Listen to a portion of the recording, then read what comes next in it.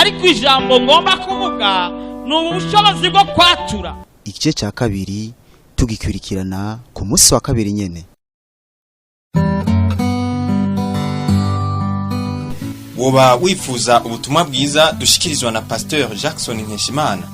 WhatsApp yiwe ni 79 57 14 29. Urashobora kandi no kubusanga kuri Facebook yiwe canke YouTube yiwe. Ukaba wahezagiwe burungikire n'abandi. Ubu n'ubutumwa bwavugiwe mu ishengero ya Hope Church. Ni mu Kigobe hafi ya Hôpital Militaire haruguru gato ya Mutoyi aharabana naho bita kwa Gerard. Istokiri nga mu kanwa irafise ububasha bwo gusohora no guhindura ibiri hanze y'akanwa. Reka dusome itanguriro igice ca 22 ku murongo w'indwi. Itanguriro igice ca 22 ku murongo wa 7. Turasoma mu izina rya Yesu ku murongo w'indwi, turaza gusoma no ku murongo 8. Havuga ati Isaka abaza se Aburahamu ati mbega da, aramwita bati niki ga mwana wanje, ati mbega umuriro wiwi kwari ngibi, none umwagazi w'intama uri hehe wo gutanga kwikimazi cyo kosa.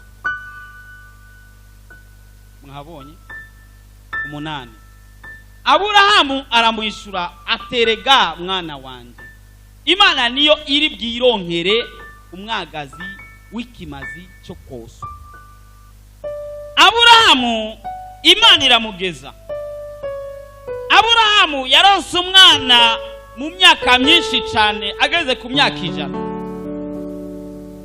Aburahamu aronka umwana Isaka, madamu wiwe Sara ageze ku myaka 90.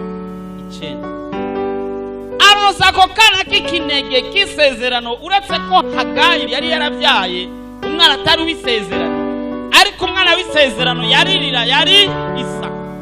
Aramuronse, Imana ikimubwira ngo genda umutange ko ishikanwa. Ibyo byishikanwa tuzobisoma tuzoviga Aburahamu nituramuheza, ariko ijambo ngomba kuvuga ni ubushobozi bwo kwatura. Aburahamu ajanye n'umuhungu wiwe Isaka, abanyarugo biwe bamuherekeje yabasize hirya, ageze atangira ikimazi. Wa muhungu yaramenyereye kujana na se bagiye gutanga ikimazi, ariko ubuho ntabwo batwaye intama, kandi bari bamenyereye kugenda batwaye intama baza gukirira. Ariko Imana yabwiye Aburahamu ati wowe twara umwana wawe abari uja gukirira. Nta ntama batwaye, bamaze iminsi mibara mu nzira, nta ntama batwaye, bagiye gukerera nde? Isaka. Agezeyo umwana aramubajije. Turasomye kandi Isaka abaza se Aburahamu nikawundi kose ati mbega da, aramwitaba ati nikiga mwana wanje, ati mbega umuriro n'inkwi kwari ngibi, none umwagazi w'intama uri hehe wo gutanga ko ikimazi cyo kosa. Aburahamu aca yatuza akanwa, yarazi koko agiye gukerera umuhungu wiwe, kandi nta nubwo yamubeshe, mugabo yatuye ijambo ricariraho. Ubushobozi bwo kwatura, ukwizera ko kwatura ijambo bikacarira. Kuri 8 Aburahamu aramwishura aterega mwana wanje, Imana niyo iri bwironkere umwagazi w'ikimazi cyo kosa.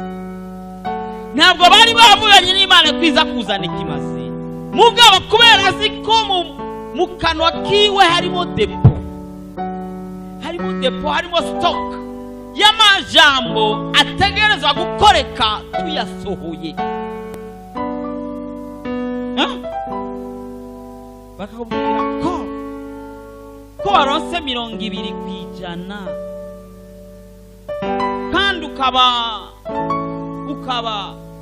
ukaca usohora ijambo ati zobu wa mbere. Ibirinji kuhembwa 20,000 bakaba ari kubona gusohora mu nzu, wabuzayo kuriha ukaca usohora ijambo rivuga ati zogura gwanje. Nzi kuravyumva. amaze gusohora iryo jambo yarisohoye rica ryinjira mu ijuru ritengeneza intama rirarema iyindi ntama rirarema intama iraza iba ngaho izahaho hafi ya Aburahamu yo afata umwana wiwe aramuboha amushira ku gicaniro agira kerere nta bwoba ujya mugabo rero yarafise kwizera nta bwoba afashe igisa agira cumite aza biva marayika ati stop raba hirya uraza kubona umwagazi w'intama. woba wifuza ubutumwa bwiza dushikirizwa na Pasteur Jackson Nkeshimana. WhatsApp yiwe ni 79 57 14 29. urashobora kandi no kubusanga kuri Facebook yiwe canke YouTube yiwe ukaba wahezagiwe burungikire n'abandi. ubu n'ubutumwa bwavugiwe mu ishengero rya Hope Church.